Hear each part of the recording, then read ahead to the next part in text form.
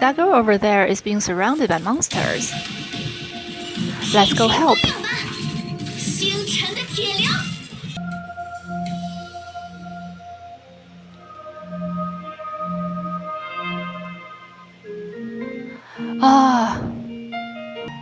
Aren't you Mei Yue from the clothing store on Amber Street? What are you doing here? It's you, Master Song Che. The girl looked at Song Che, hesitated for a moment, then lowered her head, saying nothing. Some things have been happening in Langqiu lately, so it's better to stay in Amber Street for safety.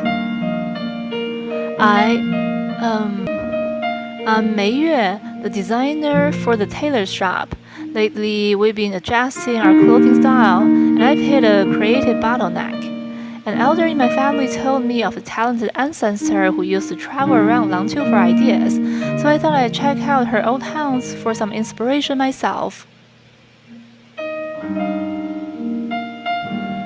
Even though my family often warns me that it's risky outside Amber Street, I figured I'd only begun briefly, so nothing bad should happen. Little did I know, when I came out, I see all this. The more anxious I became, the more lost I was. I got scared and those monsters started chasing me. 10 faces of misery. Master Song Che, have I made a really big mistake? More than that, you've got bigger problems now. But don't worry, I happen to know someone who can handle this. She must be talking about Sahabam. I'll take you to her, and she'll sort things out in no time. But I have one more favor to ask. Can I go visit where my ancestors used to gather inspiration? It's not far from here, and I promise I'll be quick.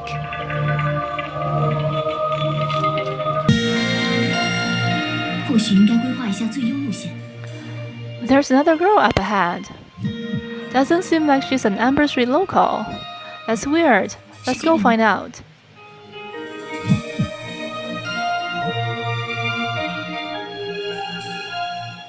Hi, may I ask? A new face. You're not from Amber Street, are you? What brings you here? Mei. Mei? What a coincidence. My name has a Mei too. No wonder you seem familiar to me. Come to think of it, we do look somewhat alike. And your name is? I'm Mei Yue, designer for the tailor shop, the clothing store on Amber Street.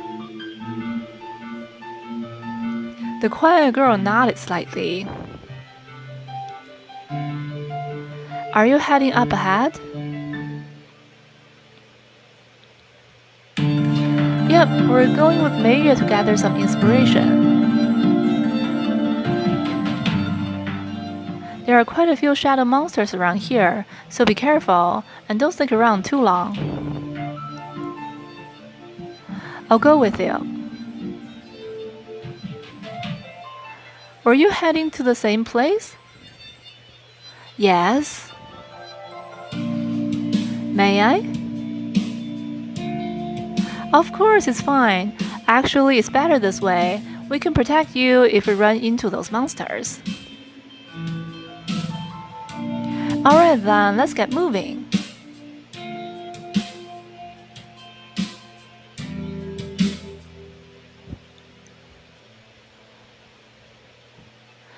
It seems you haven't realized yet. Realize what? Nothing. You'll see soon enough. As she said those words, the girl walked ahead. I get it now. No wonder she seemed like a stranger, yet oddly familiar. It's been a long time, so I almost forgot that this is how she usually looks. What are you muttering about, Song Che? Sorry, that's a secret for now. Come on, can you please quit it with the riddles? You're driving me crazy. I'm not doing it to tease you or anything. It's just the right time's not come yet. Don't worry, I promise she's not a bad villain. Just follow her, and you'll see what I'm getting at.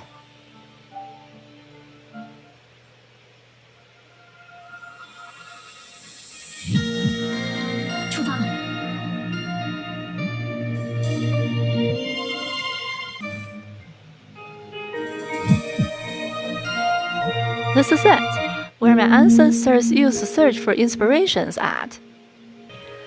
It's pretty much like everywhere else, with only marks left by the 10 Fates of the Mystery and the gloomy sky. After all these years and shadow intrusions, things might have changed compared to back then. Perhaps. Or maybe this place was always like this, just romanticized over time. I'm just finding it hard to believe the scenes that supposedly witnessed my ancestors' separation turned out to be so ordinary. It's ancient history now, and many in Amberstreet know about it. You've helped me a lot, so it's only fair to tell you. My family's been in the fabrics business for generations. Though not large, it was well known in Langqiu.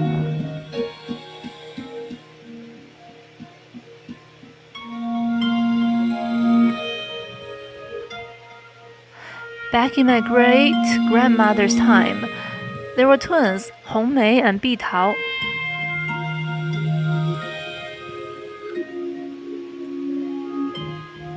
Grandmother Bitao, a talented seamstress, drew inspiration from Langqiu scenery. She pledged to travel the region, infusing its beauty into her designs and pioneering new clothing styles.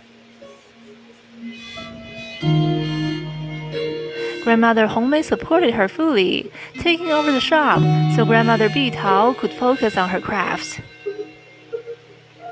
It started as a beautiful story, but when Grandmother Bitao was ready to embark on her journey, a tragedy struck.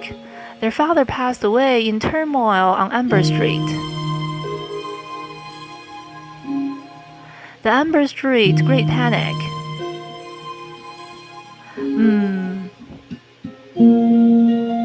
The incident caused significant damage to many industries in Langqiu, including our family's shop, and the two grandmothers went their separate ways.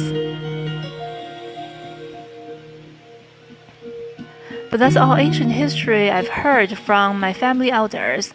None of my recent ancestors were into sewing. I'm the only one who wants to pick up the old skills again.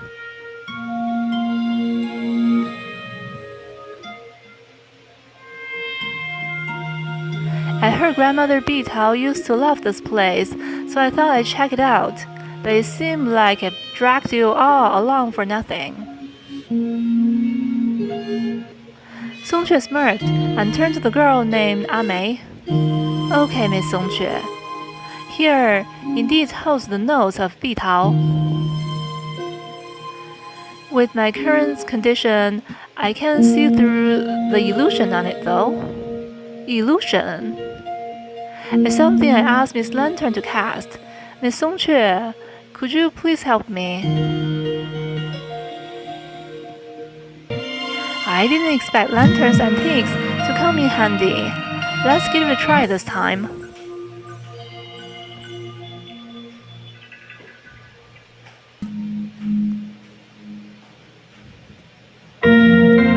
What's this? These cuts and designs. Ah, so it can be done this way. These are early sketches by Bitao. Will they be of any help to you? Yes, they'll be a big help. Grandmother Bitao was truly a genius. These are the legendary designs I've been searching for. I've never expected to get them so easily. Amei, who are you exactly? I'm just someone who happened to know about this. Hongmei said if these sketches help you, Bitao will surely be happy.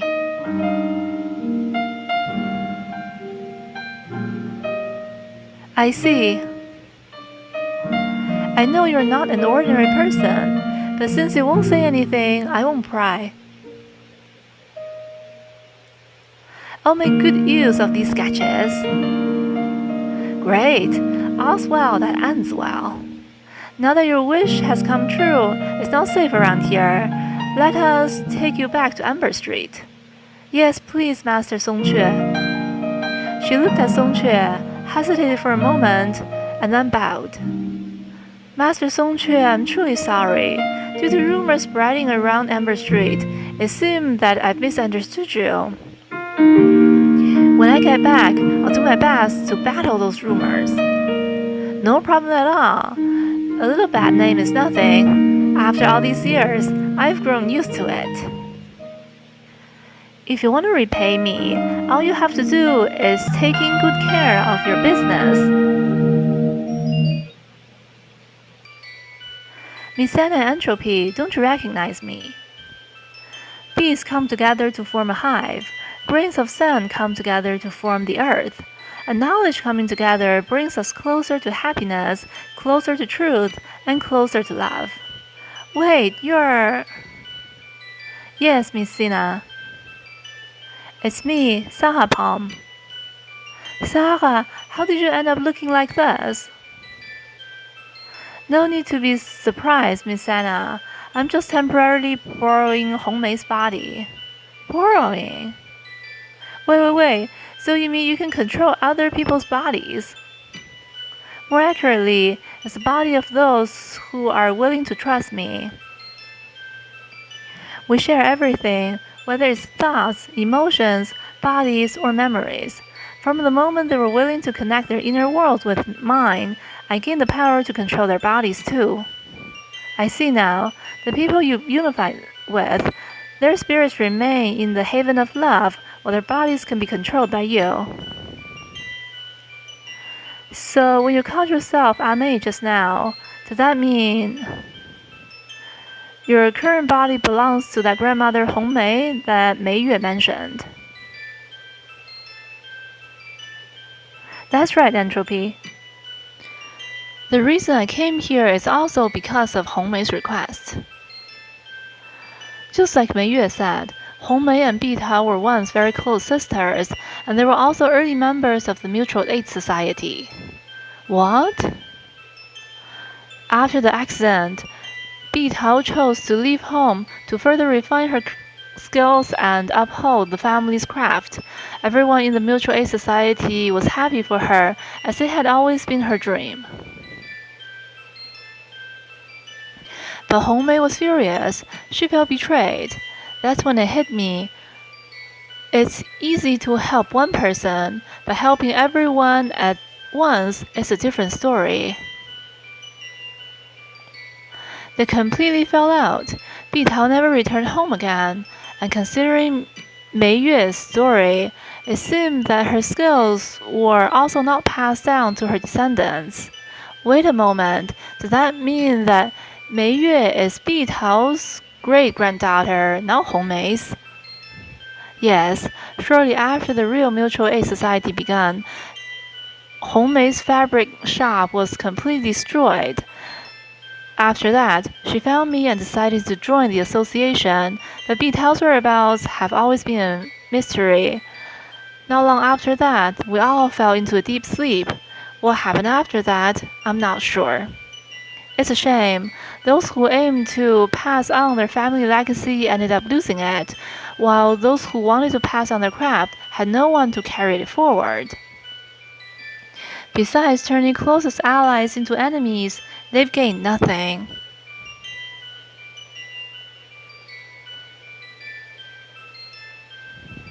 In that case, why have you appeared here in Hongmei's body? I wanted to make amends for what happened back then. Without my encouragement, Bitao might not have been so quick to make up her mind, and both of them wouldn't have had the falling out. The haven of love is where souls unite. Hongmei no longer feels anger or sadness about the past, but deep down, I can sense that she actually never truly hated Bitao. Unfortunately, Bitao can't perceive her feelings anymore. Yeah, over 100 years, even the residents of Amber Street have changed multiple generations. If only I gained the power of union earlier. If only Hongmei and Bitao understood each other sooner, they wouldn't have fallen out and shouldered such regrets. I don't think that's the way things are.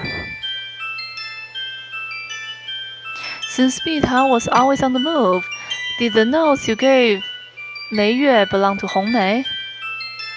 Yes, at the Mutual Aid Society ceremony, she entrusted me with those notes. Even if she may have forgotten about them now, I felt it was right to return them to their rightful owner.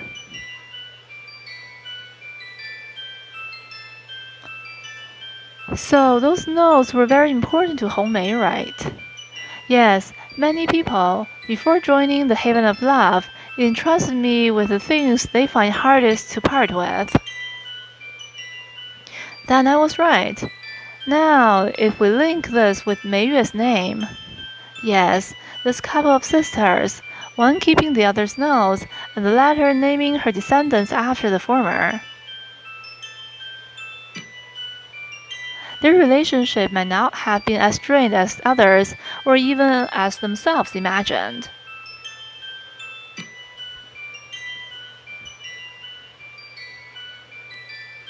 But if that's the case, why did they argue?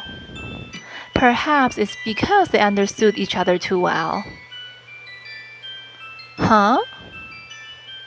Miss Songque, I don't get it. Isn't understanding each other a good thing? It is, but mere understanding isn't enough. In life, simply put, everyone has their own path to follow, and everyone's path is theirs alone. I'm guessing that, exactly because they understood each other from the start, knew the path they had to take, and realized those paths wouldn't change, they felt somewhat bitter over it. Since they understood each other from the beginning, does that mean even if they were united with me, it wouldn't change anything? Well, that's hard to say. Your power of union is a great ability that can potentially change the trajectory of others' lives. After being united with you, their path might indeed change. So, what will happen in the end? I think no one can answer that anymore. But I still believe that even in the best of spiritual world, there are some who would choose to step out, regardless of the outcome, just like you, who is standing here right now. You don't understand, do you? That's normal. You're still young, considering the time you've been awake. Besides, even I haven't figured out the matter entirely yet. 100 years is not short, but not exactly long either.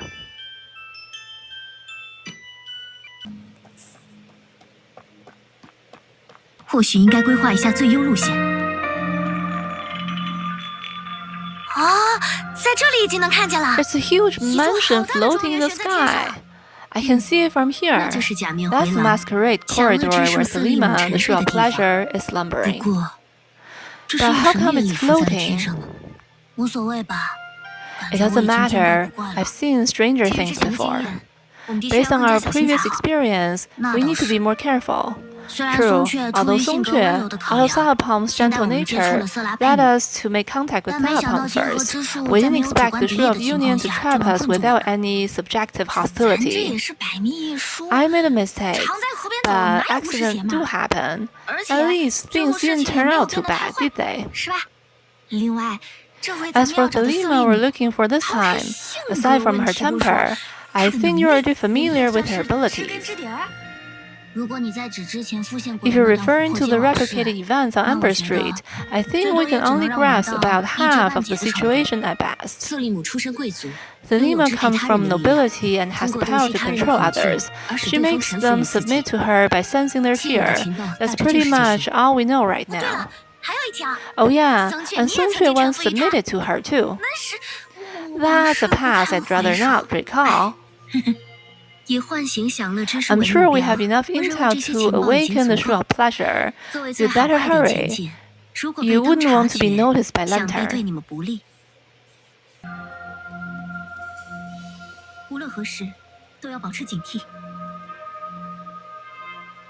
Wait.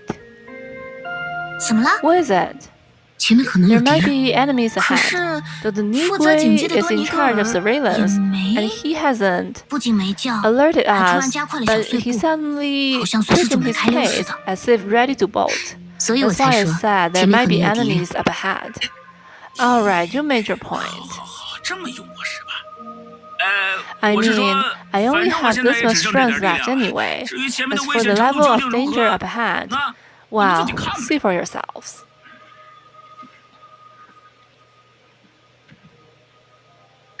Is that Lantern?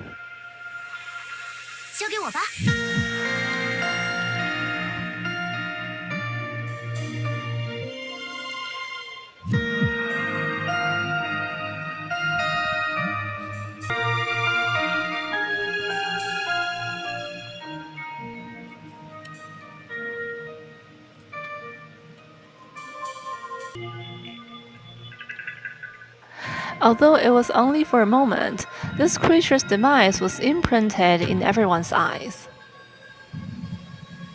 Fierce, fragile, then dead in an instant. So this is how good Lantern is. We can also handle a creature of this level, can't we? We can, but it'll take quite some time. Fair enough. That's not the point.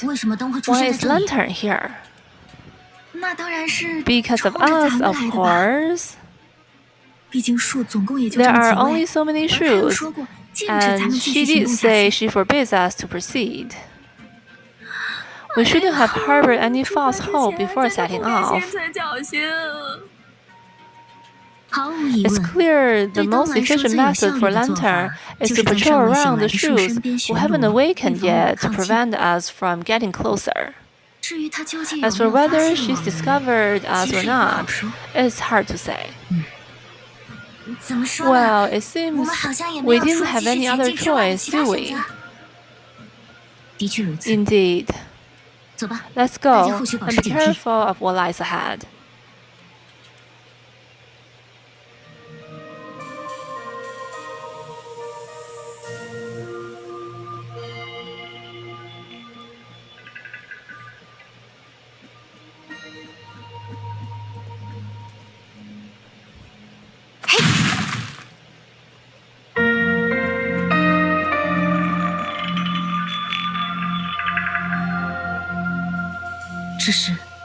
Is this an elevator? I was thinking about how we're supposed to get up this building. Didn't expect the way up to be so normal. We haven't really been inside, so we don't know about Miss Selima's design philosophy. But there used to be a rumor that the masquerade corridor was suspended in midair to demonstrate how unapproachable its owner is. Her vanity is quite something. So should we ask M Perception to set a portal for us to return whenever we want, and have Domingui guard the door? It doesn't matter. That's not my concern. No problem. This time I can leave a few more free spells. Wait a minute. We didn't need to risk confrontation with Lantern and come here by ourselves. Don't you have the ability to teleport us to Langqiu? I believe I mentioned that if you didn't make a request, I wouldn't take the initiative. 再说， Besides, I'm 我也 well 很清 aware 楚， that you're 你们其 unwilling 实 to 并不 pay a 想按瞬 satisfying 间移动 price 支付令我 for my 满意的代 teleportation 价， service, 等价交换 so 不 a 可 fair 能成立。 exchange is out of the question. 行吧，我就 Fine, 知 I 道。 knew it. 比起堆砌尖端组件，捡垃圾来实现同样的目的，反而能更有成就感。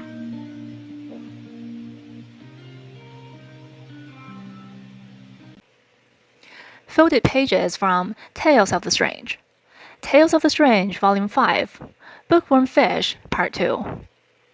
At the end of Shenxiu, there was a student named Yi in Minghai who was lazy but interested in Taoism arts. One day, he came across an old yellow-page tome, whose impoverished seller said, "If thou hast any wish, writest it on this book, and leavest it for a few months. The wish shall cometh to thee." And so he wrote his wishes of finding Taoism immortals on its pages. A few months later, when he opened the tome, a puff of smoke emerged from between. Within it was a realm of innumerable towers, broadways, and horse carriages, one as lofty as Ch2-Ph2-Pt1 and Langyuan, where the celestials resided. Rejoiced, he leaned in, but before he could set foot inside, he heard some sound of decay and collapse, and when the smoke finally dispersed, a splendor was gone. He looked down and only saw pages scattered on the floor, and something hidden among them, a crumbled ring made of neither wood nor stone. He picked up the pages to see that 9 words out of 10 he wrote had been eaten away. Yi related the story to a Taoism priest, who said, "This is the bookworm fish doing. It liveth in books and feeds on words. And if it be true, it ingluts the same word thrice, to understand its meaning and conjure an illusion. The illusion is palpable, but shall vanisheth the moment the bookworm fish dies. What thee did see the other day were only illusions, all because it consumed the words realm of celestial." In the margin below the fold is a slightly childish handwriting. When Ivanka came to borrow books, she recommended this book. The sentences were weirdly structured and hard to read. But if this is Ivanka's wish, I'll try to finish it. "If thou hast any wish, writeth it on this book, and leaveth it for a few months. The wish shall come to thee." Does this mean a person named Thou wrote their wish on a book, and their wish came true for someone named Thee? I don't get it. Why would Thou's wish benefit someone else? I asked the oldest grandpa, Ivan, and finally understood the story. There is a fantastic bug that lives inside books, and if it eats the words on them, it would understand what their writers were thinking and use illusions to grant their wishes. That's so nice. If this creature really cannot be read due to being eaten away, and if I can really find it, can I understand everyone's thought and wishes through only letters? Then I can find a way to make everyone happy. But Ivanka said this book is just myth, which is something that doesn't in the world. It's okay, even if this one thingy doesn't other ways to make everyone understand each other must so they won't fight or misunderstand one another again and can live happily ever after. I swear, I will find it.